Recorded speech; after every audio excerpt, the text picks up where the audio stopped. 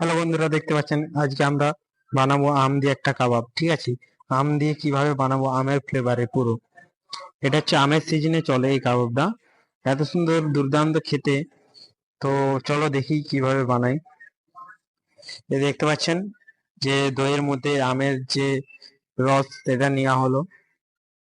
তারপরে এর মধ্যে কিছু মশলা দিতে হয়, একটু সুইট যায় তো তার জন্য ক্রিম, চিজ, হালকা সুগার এইসব দিয়ে মশলাটা মাখিয়ে চিকেনকে এই যে তন্দুরে শিকে ভরে তন্দুরের মধ্যে ভরে দিতে হবে।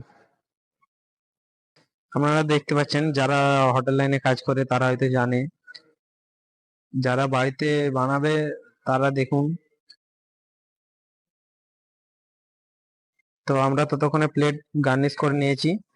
দেখতে পাচ্ছেন গাইস, বলবেন কমেন্টে যে প্লেটে কিরকম হয়েছে গার্নিশ, আরো কিভাবে করলে ভালো হতে পারতো।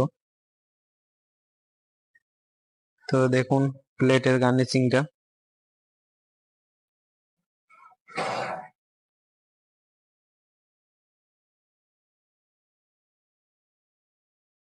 দেখতে পাচ্ছেন হয়ে গেছে আমাদের।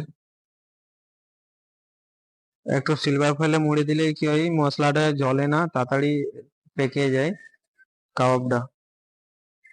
দেখতে পাচ্ছেন পুরো কমপ্লিট আমাদের। এটা হলো চিকেন ম্যাঙ্গো মালাই কাবাব। এটা আমের সিজনে ম্যাঙ্গো ফেস্টিভ্যালে আমাদের হোটেলে